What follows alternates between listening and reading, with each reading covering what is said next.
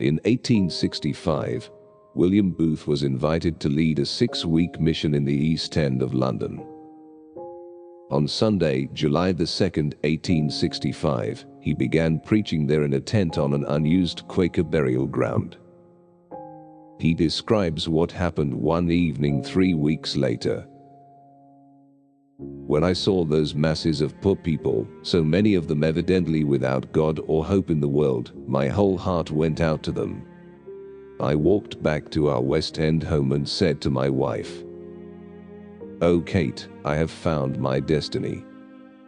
Together they founded the Christian mission to minister to the East End. But their destiny was not the East End of London. Their ultimate destiny was the world. In May 1878, William Booth brought about a miracle by a stroke of his pen. Early one morning he was reviewing a printer's proof of a report about his mission. The main heading read, "The Christian mission is a volunteer army." After pondering for a few moments, William Booth struck out the word volunteer and substituted for it the word salvation. With that stroke of his pen, William Booth had given the mission a new name. It had become the Salvation Army. And July 2 is now annually celebrated by Salvationists in 131 countries as the Salvation Army's birthday.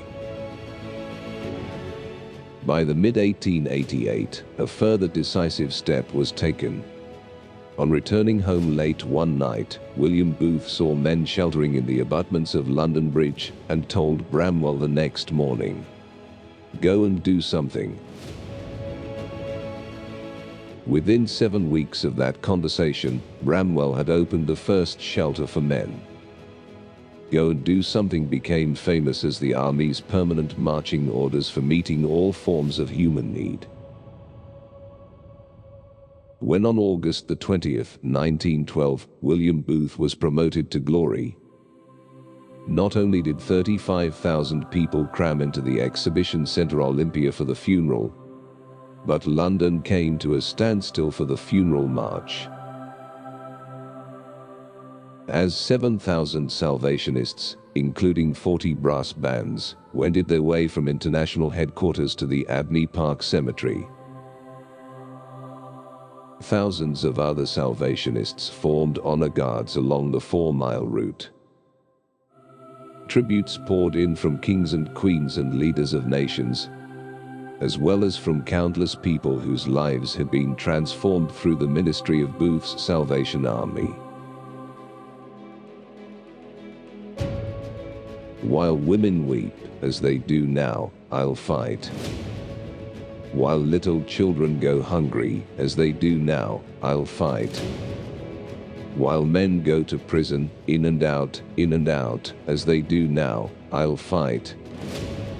While there is a drunkard left, while there is a poor lost girl upon the streets, while there remains one dark soul without the light of God, I'll fight to the very end.